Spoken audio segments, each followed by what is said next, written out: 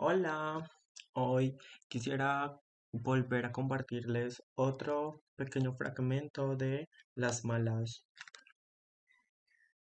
Recién cumplidos los 15 años, le hacía un nudo en la cintura a la remera gigante que usaba para disfrazarme de ese niño varón que mis padres querían que fuera, y dejaba mi abdomen recién adelgazado a la vista de todos.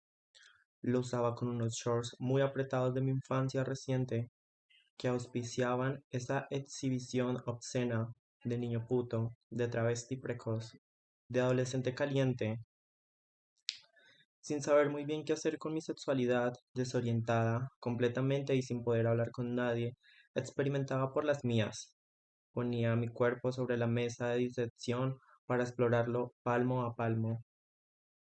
Me iba en bicicleta hasta las afueras del pueblo, a la ruta por donde pasaban los camiones, sobre el lomo de mi bicicleta, que parecía una dragona de cromo, cortando el aire de la mañana, paseaba mi juventud, exhibía ese cuerpo que nunca más volvería a tener, convirtiéndome en objeto, en carne preciada, para poder vivir la vida que hay que vivir a esa edad, la vida entera en exceso de sensualidad clandestina. Ya era casi en ese entonces, ya iba hacia eso, masturbar a los choferes en las cabinas de sus camiones, estacionados de cualquier modo, manosearlos por billetes de poca monta, todas alucidas para seducir, engañar, falsear la edad, mentir que era mujer, oírlo suplicar, pedir por favor, y luego irme en busca de otro y otro y otro. La adolescente que se trepa a los camiones para conocer la vida, esa soy yo, esa fui. Y la otra vida, la vida blanca, la vida diurna, entrometida en el mundo de los heterosexuales de piel clara y costumbres respetables, la vida universitaria que sucedía de espaldas a la noche, esa rutina gris con la que me aferraba a la respetabilidad, a la opacidad de mis vecinos, de los compañeros de universidad, con que me cruzaba a diario. Ir al supermercado, ir a clase, ir incluso a fiestas donde era inconcebible la existencia travesti, el intento de adecuarme, el esfuerzo camaleónico por parecerme a ellos, por tener sus vidas, caer bien, ser sobria, amable, inteligente, dedicada, trabajadora, la exigencia de llevar una vida en que no fuese juzgada y condenada, siempre alerta, siempre en vigilancia conmigo misma.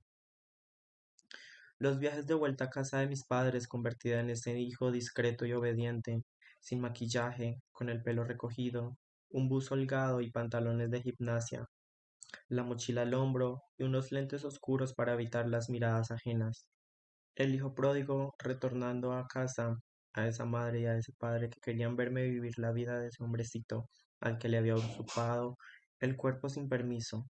Ellos habían borrado de su memoria esa aberración, le había, le habían desconectado de su sistema y a cambio yo debía cumplir mi parte en ese pacto, esa obligación, ese castigo. No podía vestirme de mujer. Así era mi doble vida, el camino a casa de mis padres, cruzando las sierras justo por su columna vertebral, la náusea, las continuas ganas de abandonarlo todo, el revoltijo de sentimientos, no terminar de entender si los amaba o los odiaba, si me era posible seguir viviendo con aquella imposición de ellos, a cambio de su protección y su afecto, o si iba a terminar ahogándome en el rencor y el sufrimiento. Las comparaciones constantes, ver cada día a mis compañeros de la facultad, a mis profesores, intentar cada día evitar a esa farsa donde me era permitido existir. Envidiar los peinados de mis compañeras, sus cuerpos, sus vaginas, sus novios, sus relaciones familiares. Desear hombres que me rechazaban por ser como era. No poder admitir que me prostituía porque ser puta travesti era la peor aberración que podía concebirse. Escribir de madrugada cuando volvía de mi ronda prostibularia, escuchando siempre en la radio a la negra Bernasi, como apoyo y compañía en mi solitaria pieza de pensión. Un café, un porro, la visita clandestina de un amante, los apuntes de la universidad sobre la mesa que trataba de leer, de entender, pero me era imposible.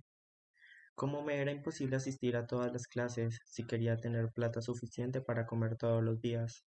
La derrota cotidiana del optimismo y los propósitos. una batalla que siempre se perdía y la obligación de regresar cada tanto a casa de mis padres. Mis amigas, las travestis, con que armaba familia, no entendían cómo soportaba la exposición, la luz diurna, la mirada heterosexual sobre mí, cómo era capaz de ir a cursar y de ir a rendir materias, ante profesores que ignoraban por completo mi existencia nocturna.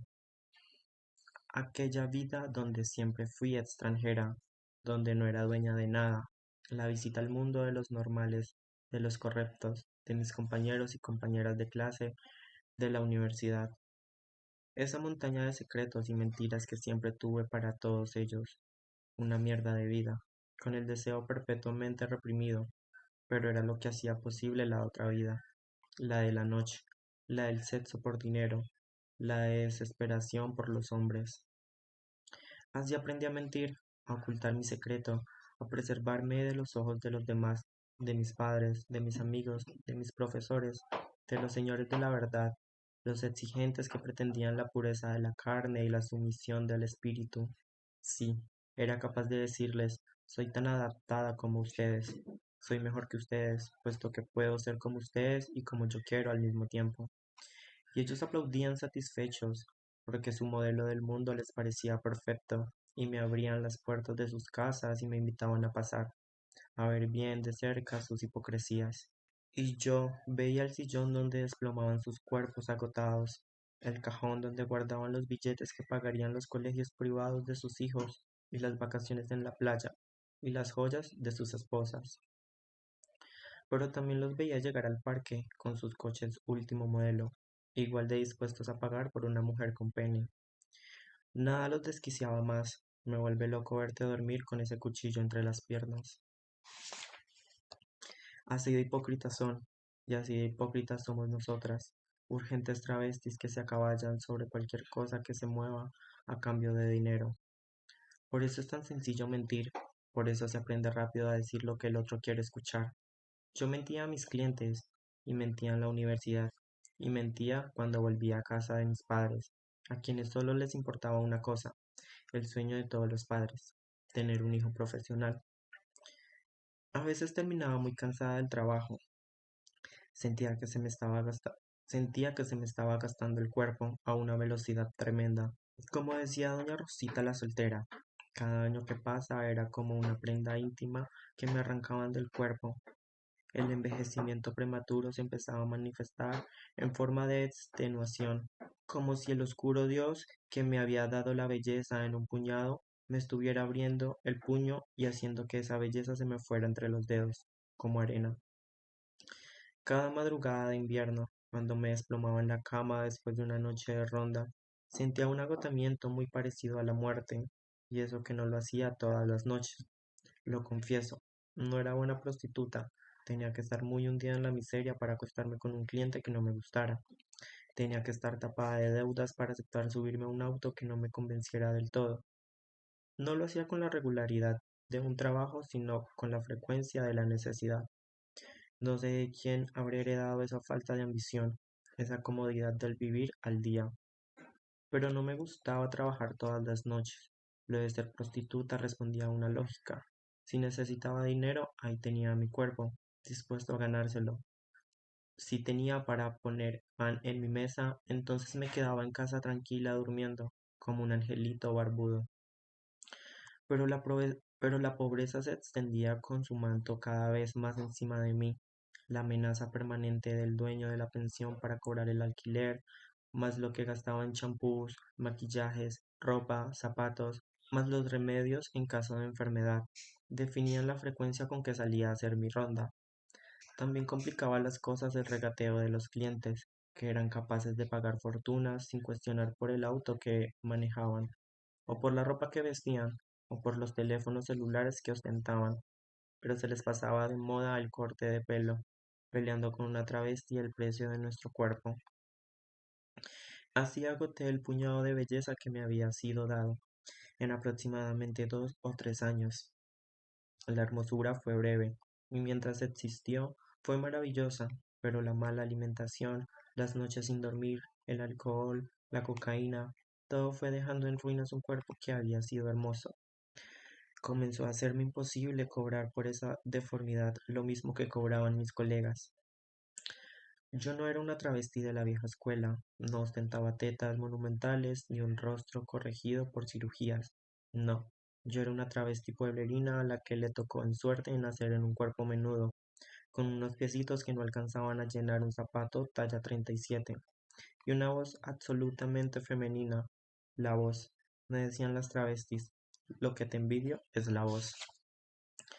Así cansada, después de haber cogido con uno, con dos, con tres, todavía faltaba el viaje de vuelta a casa y sacarme de encima el olor ajeno, el rastro de esa amargura que me provocaba exponerme como en un mercado de carne y tener que aguantar la disconformidad o el arrepentimiento de un cliente.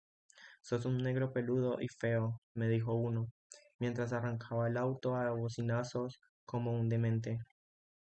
Y la espera, después, al llegar a la pensión, esperar al hombre con el que estaba obsesionada, el hombre que no va a leer este libro, esperar que golpeara mi ventana a las 5, a las 6, a las 7 de la mañana, un poco borracho o totalmente perdido por el alcohol, con exigencias sexuales que nunca me atreví a negarle. A veces me hacía reclamos y escenas porque llegaba temprano, y escuchaba desde la vereda cómo hacía feliz a algún cliente, y yo, extenuada, abandonada por la energía divina que antes me hacía levantarme como una muñeca cada día, igual corría a abrirle la puerta y hacerle el amor, hacerlo en serio, con amor, con besos, sin maquillaje, sin el corpiño relleno de goma espuma que usaba como tetas, sin ocultar mi pene, y sin usarlo como una espada tampoco. Éramos jóvenes, éramos capaces de amarnos. Éramos jóvenes, éramos capaces de amarnos 2, 3, 7 veces a esas horas de la madrugada. Éramos capaces de amarnos hasta odiarnos. Él era la pasión que enfermaba mi vida. Imposible dejar de desearlo, incluso con sus agresiones, incluso con su violencia. Yo era con él como quería ser. A pesar del cansancio infinito, ese tener miedo todo el tiempo que sentía desde la infancia, yo asumí, yo asumí con él mi papel de esclava, mi papel de objeto. Acaté esa forma de existencia a pesar del cansancio, a pesar del miedo, por la sola razón de que había una recompensa en su cuerpo, sobre todo de su cuerpo, dentro de mi cuerpo, la, con- la constatación de su deseo de mi feminidad. Por eso acataba, sumisa, menos que puta, mucho menos que puta, asquerosamente dominada por esa idea del amor. Era insultante para mi oficio una relación como esa, y era una vergüenza también para mis amigos de la universidad la existencia de ese amor. ¿Cómo iba a durar?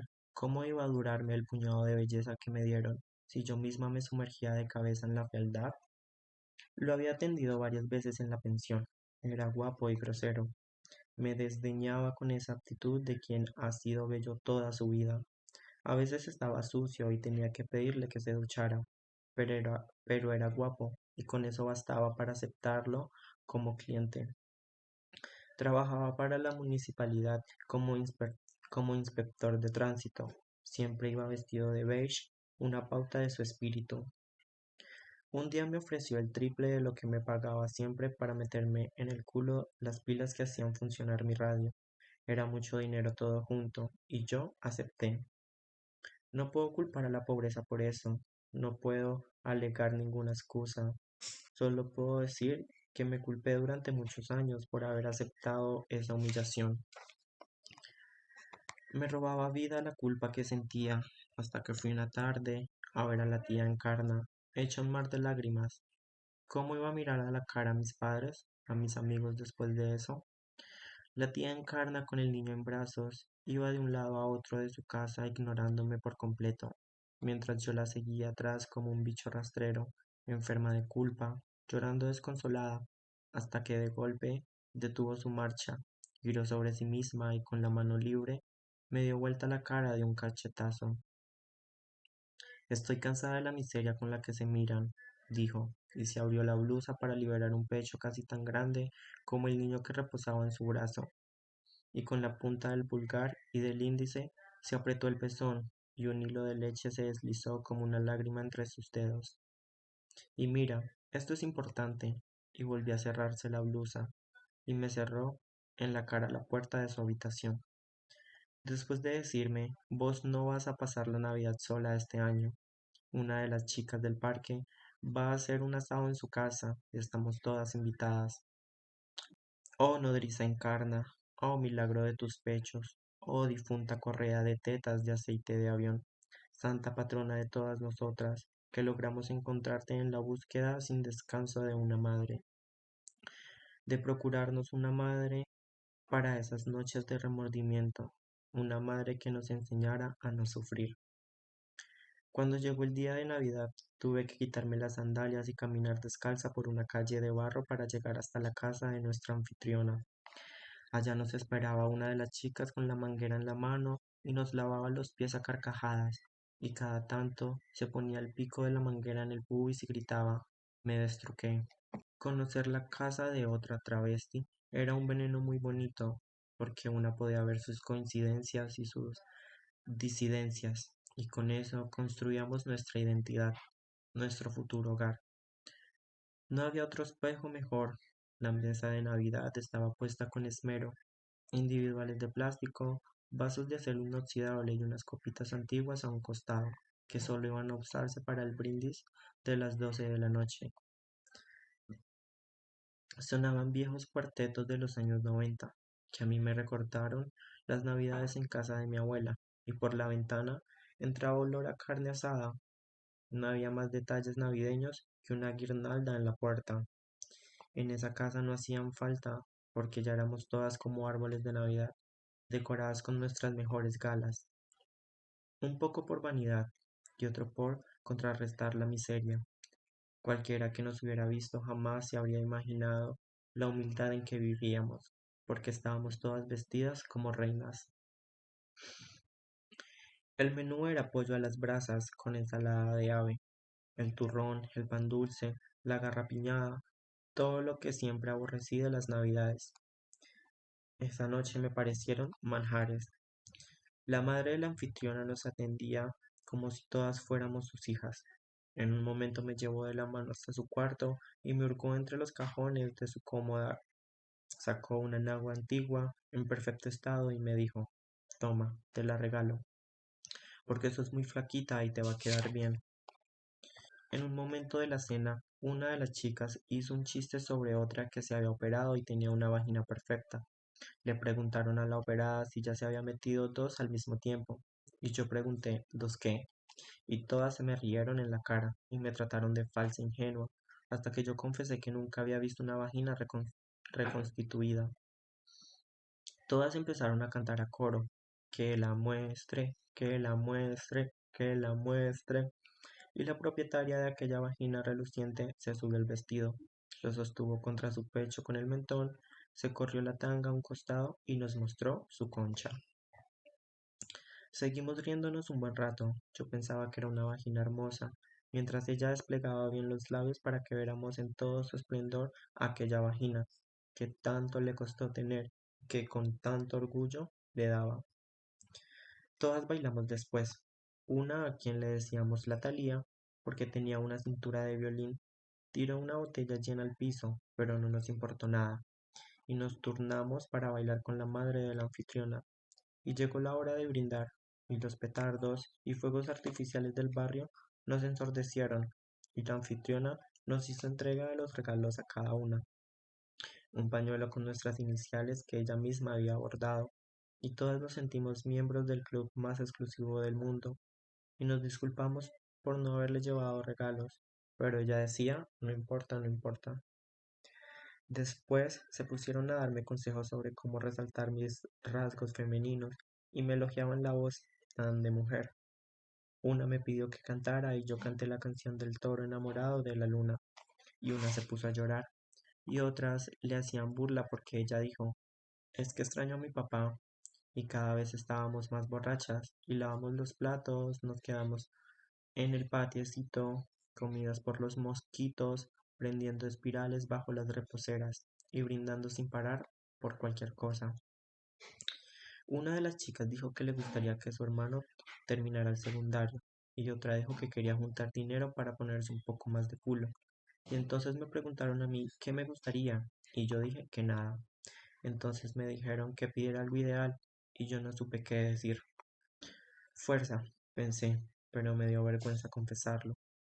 Después hicimos silencio para escuchar coger a los vecinos de al lado, y una de las chicas gritó que invitaron, que era una linda noche para eso, y así nos sorprendieron las primeras nubes de colores que anunciaron que ya era hora de irse a casa.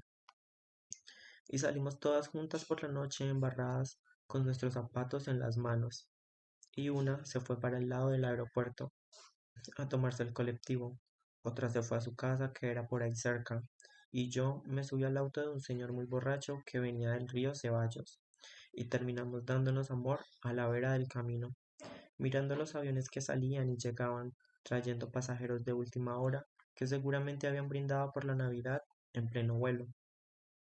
Yo me había puesto mi enagua antigua y el cliente, después de pagarme, me invitó a desayunar en un puestito ahí cerca del aeropuerto.